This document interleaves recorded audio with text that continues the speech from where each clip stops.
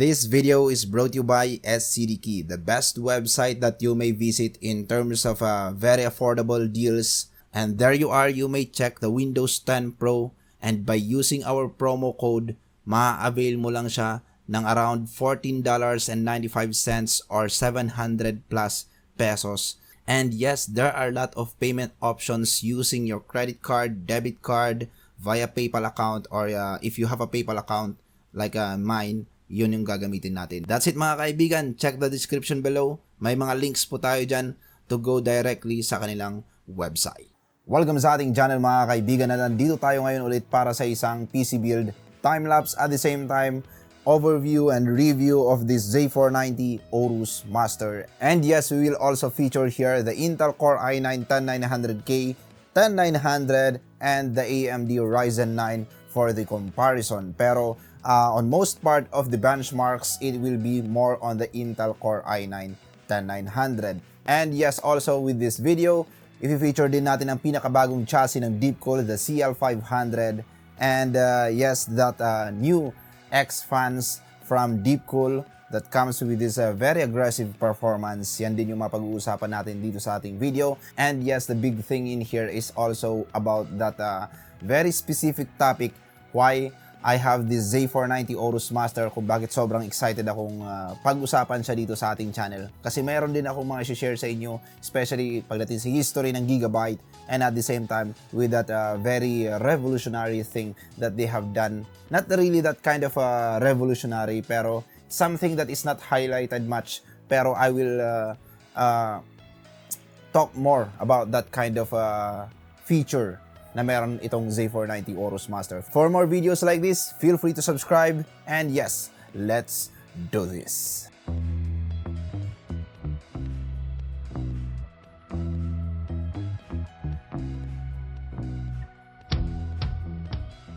Okay, so before we will be going to the deeper part of the discussion, syempre, papakita ko sa inyo yung benchmark ng ating PC build na meron tayo ngayon, and of course, the time-lapse kung paano natin inassemble. So meron tayo dito na Deepcool CL500 chassis, a new chassis from Deepcool.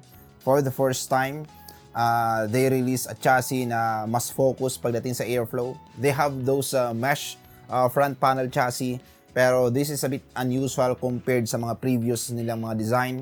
And then that kind of triple fan na nilagay din natin, it's a bit unique. So since unique yung design ng chassis, syempre, nag-isip na rin ako na why not use a bit kakaiba din na design ng fan. So, yan yung pinili natin na fan. And then, of course, to complement yung Deepcool straight setup natin, we have here the Deepcool Castle AIO. Then, moving on to the component, we also have here the Intel Core i9-10900, 10900K, and then the motherboard is Gigabyte Z490 Aorus Master. So, it's the mainstream or enthusiast motherboard na may offer ng Gigabyte pagdating sa Intel 10th Gen lineup, and also in the upcoming Intel 11th Gen lineup. And then of course, for the video card, since Gigabyte yung board natin, we also use a Gigabyte video card. RTX 2000 pa lang yan. So wala pa yung 3000. Incoming pa lang. So ayan, kaya stay put lang kayo kasi sobrang daming mga 3,000 video cards ang may lalabas, and sobrang excited ko actually na pag-usapan yung mga video cards na yan. Kaya we will be creating another video again with these components with the RTX 3000 series soon. Alright, so let's move on to the time-lapse video.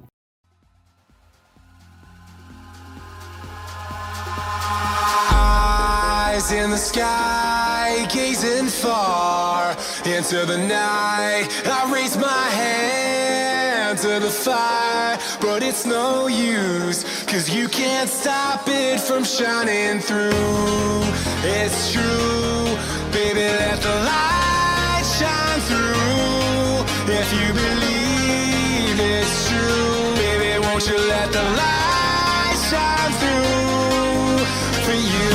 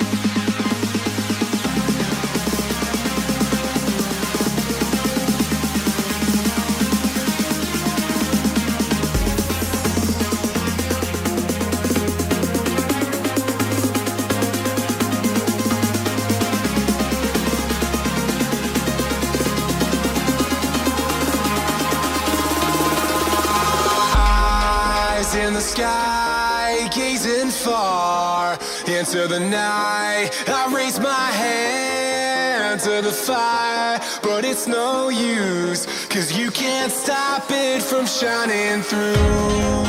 It's true, baby, let the light shine through. If you believe it's true, baby, won't you let the light shine through for you, for you, for you, for you, for you, for you, for you,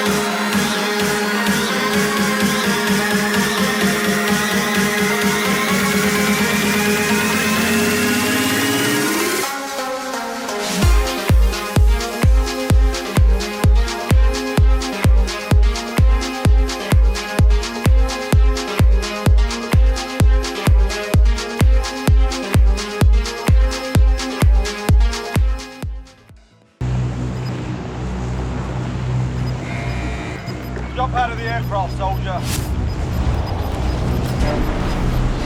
Got gas inbound. Safe zone relocated.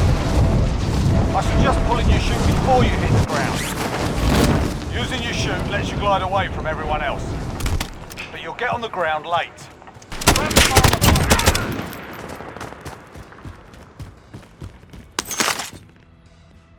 Reloading!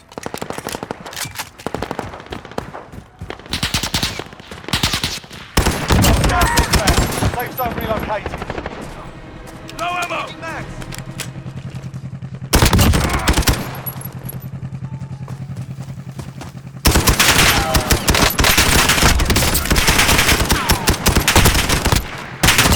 Taking fire!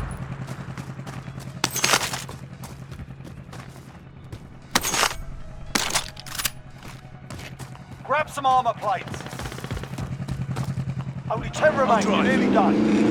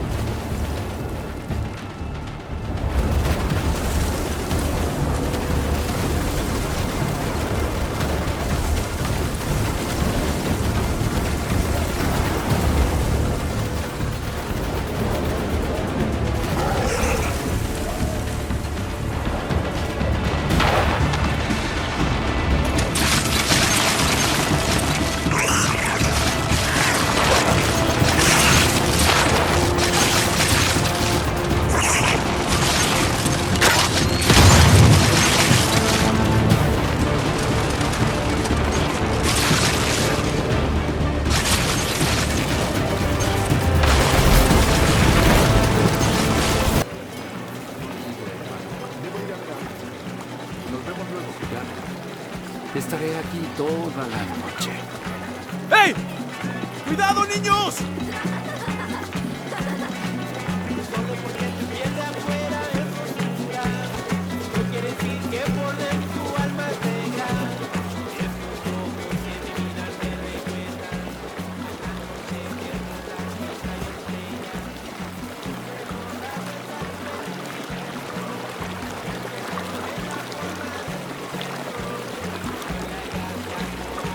Okay, so as you have seen, the performance of Intel Core i9 10900K over the 10900 and Ryzen 9 3900X. But we also see in here na medyo highlight natin yung performance ng Intel Core i9 10900 for you guys to have an idea how will this processor perform at a lower price point compared sa 10900K. At the same time, more tamed temperature. Kasi yung 10900K, di ba, na-discuss natin sa previous video na medyo sobrang init niya para sa isang tropical country ambient temperature. Especially kung, yun nga, wala tayong aircon, climate control yung ambient natin, medyo sobrang init ng 10900K given the fact na airflow chassis na rin yung ginamit natin before. At the same time, we also use an AIO. Pero with this 10900, we have observed that we are having this very cool temperature since it's lock processor compared sa 10900K. So I think I personally suggest this processor for you guys, especially kung hindi naman tayo naka-aircon. And of course, for bang for the buck performance, lalong-lalo na't hindi mo kailangang mag-avail ng Z490 motherboard just to run this 10900. You may just stick with the B460 or H470 motherboard. That is a lot cheaper in the market. And there you are, you can have the 10900 or i9 performance, especially pagdating sa gaming. Kasi kung magti-10900K ka tapos hindi rin naman ganun kaganda yung ambient temperature mo, or hindi ka naman mag-custom water cooling with the current climate controlled temperature, medyo hindi mo rin naman mamaximize yung maximum performance ng 10900K. Kasi nga, di ba, yung mga boost ng mga processors is always dependent sa thermals and sa ambient natin. Okay, so with that being said, nakita nyo naman na yung benchmark. All are spotted in the video. Now let's move on to what made me decide to check this Z490 Aorus Master. With this 3 months or more than 3 months na rin yata ang lumipas. Pero bakit pag-uusapan pa rin natin dito ang Z490? Sobrang tagal na niya. I just want to highlight this one very good feature that is done by Gigabyte, which is using the Tantalum capacitors pagdating sa kanilang board. Okay, so let's skip the boring part of electronics and very technical explanation of those components. We will just be going to the generalized explanation why I appreciate this feature. Because if we remember, in the start of the decade or in the later part of 2009 decade, 2000, paano ba ang sasabihin dun? Basta yung first decade ng, yung end ng first decade ng century na to, sumikat ang Gigabyte because of that all caps, all solid capacitors. Kasi dumating ang araw or ang point noon na pagdating sa motherboard market, ang kadalasang nasisira sa mga motherboard is capacitors. Now, the thing na nangyayari kasi dati, kung hindi bloated, nag-leak, nag-explode yung electrolytic or radial capacitor ng motherboard. And if you are a technician, pag may paparepair sa'yo na board at dead na yung board, ang sinabi ng client, titinan mo kaagad physical inspection. Check mo kaagad, nasan yung capacitor? Kasi yun ang unang magiging culprit kung bakit dead yung motherboard. Yan lagi ang nagiging issue. Kahit tanungin nyo yung mga matatanda na tito nyo, lolo nyo, mga technician na nagre-repair ng mga motherboards dati, yan din yung sasabihin sa'yo. Sa visual inspection, walang titingin sa MOSFET. Yes, of course, you will be going for the MOSFET or for the other components, pero lesser yung chance na yun yung maging culprit. Mauuna munang i-inspect mo kung dead na yung motherboard is yung kanyang capacitor. And yan nga po yung dahilan kung bakit ang Gigabyte is naglabas ng from entry level up to the top of the line ng mga motherboards that comes with this all solid caps. And yes, all of the brands followed this kind of trend up to now. Wala ka nang makikitang motherboard na merong open capacitor. Kadalasan ng mga yan is solid capacitors na lahat. So coated na lahat ng mga capacitors niyan. And again, moving forward sa 2020, Gigabyte use a Tantalum capacitor. Okay, if you have been following the trend of hardware in the past decade, pwede mong sabihin na hindi naman Gigabyte ang naunang gumawa niyan Meron ng mga motherboards na gumawa niyan dati. It's just that hindi lang masyadong na-highlight. Well, sa totoo lang, hindi lang din naman yung mga motherboard companies ang nauna rin gumawa niyan. Nauna muna din yung mga engineers or yung mga technicians na gumagamit ng Tantalum capacitors in replacement of electrolytic capacitors. Pero kadalasan ng mga board level technicians, ginagamit ang Tantalum capacitors. It's just so happen that Gigabyte highlighted this partly, pero it's not what I'm expecting na talagang ito yung pagfufukusan ng kanilang landing page sa website. Dapat ito sana yung nauna nilang nilagay doon na it comes with this Tantalum with electrolytic capacitor. Pero bakit nga ba sobrang interesado ako pag-usapan ang Tantalum capacitors with this Z490 motherboard?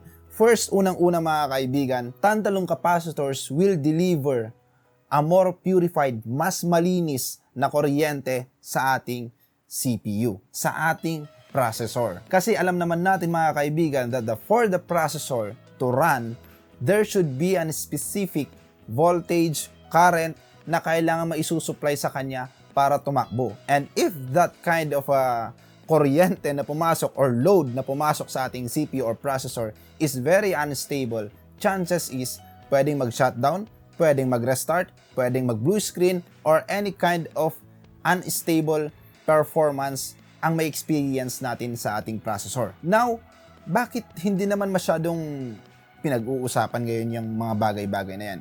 Kasi nga mga kaibigan, pangalawa, kung bakit ako excited ulit, is it will not be observed siguro sa initial reviews.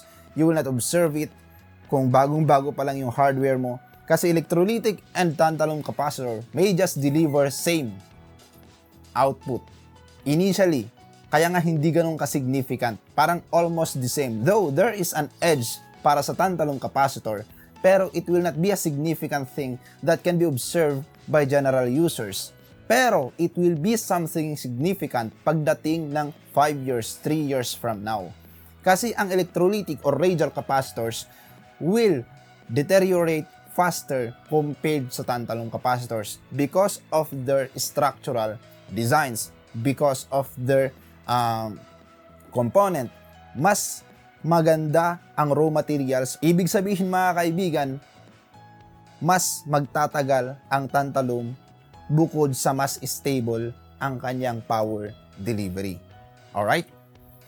Well, technicalities aside mga kaibigan, ito lang naman ang ibig sabihin yan. Tantalum capacitor will give us the opportunity na mas smooth ang paggamit natin ng computer in the long run, and then at the same time, in terms of longevity, siguradong magtatagal yung motherboard mo without that kind of performance issues na may encounter soon or errors or blackout ng ating motherboard. And then the third and last thing is of course, dahil mas maganda nga yung power delivery niya, mas maganda yung kanyang longevity dahil durable siya, we will also expect that the efficiency ng ating tantalum capacitor at the same time the performance that you will expect is mas higher compared to the motherboards that are just using radial capacitors. Combination naman yan domino effect. Parang ganito lang din naman yan sa basketball. If both person have the same kind of fundamental skills, basics, same yung kanilang skills, pero yung isa is mas mahaba yung kanyang wingspan, at the same time, meron siyang mas matangkad na height, then of course, he got this unfair advantage over the other. So ayan lang po mga kaibigan ang pinaka-comparison of using tantalum over radial capacitors. Pero miscellaneous lang mga kaibigan na idadagdag ko dito is isa din sa mga dahilan is mas madali siyang i-service para sa mga technicians dahil you can just use smart tester. Hindi mo kailangan tanggalin yung capacitor sa mismong board kung gumagana ba siya, kung shorted ba siya, or mabilis bang mag-drain yung kanyang charge. Pagdating na siguro sa mga technician side, mas maganda rin yung mas comfortable mo rin siyang i-repair kung tantalum capacitors lang yung mga i-check mo. Dahil as of today, marami namang mga technologies na or mga bagong testers na pwedeng gamitin. Kaya mapapansin nyo rin sa mga mini ITX or sa mga laptops, bakit tantalum yung capacitors yung mas ginagamit over the electrolytic. Kasi nga, yun, medyo mas lesser din yung heat na ma-generate. That is from the third thing kung bakit ko nagustuhan to na efficiency. So yun yung dahilan kung bakit mas ginagamit nila ang tantalum capacitors. Pero the cons talaga ng tantalum capacitors over radial capacitors is yun, sobrang mahal. Kaya medyo piling-pili lang yung mga pinanggagamitan muna. Siguro sa mga mas portable muna ng mga devices. Pero it's just so happen na siguro with the competition rising na more on VRM focus ng mga companies ngayon, kasi yan naman na yung parang basis ng benchmark. So this is the reason siguro kung bakit nag-push ang Gigabyte to add tantalum capacitors. Pero what they did in here is hindi nila ginamitan lahat ng tantalum capacitors, but instead they use both capacitors as filters, radial and tantalum, para hindi masyadong maging mahal ang maging costing ng motherboard. Mas mahal talaga ng di-hamak. Kaya mapapansin nyo, the other brands, I think may mga brands yata na nag-release ng all tantalum sa kanilang VRM filters, sa mga capacitor filters nila. And you have spotted it na the price difference is too much compared sa competition. Kasi mas mahal talaga ng di-hamak ang mga tantalums. Alright, so that's just my konting karagdagang information para sa inyo mga kaibigan. And maybe if we will be discussing more on the in-depth or technical side of this, siguro in the future, we will be having a crash course. Alright, so let's move on sa ating Deepcool CL500. So I've used in here the CL500 chassis because we are expecting that the temperature or thermal performance of Intel Core i9 series or the 10th gen will be a bit hot. So ginamit natin ang full airflow chassis ng Deepcool.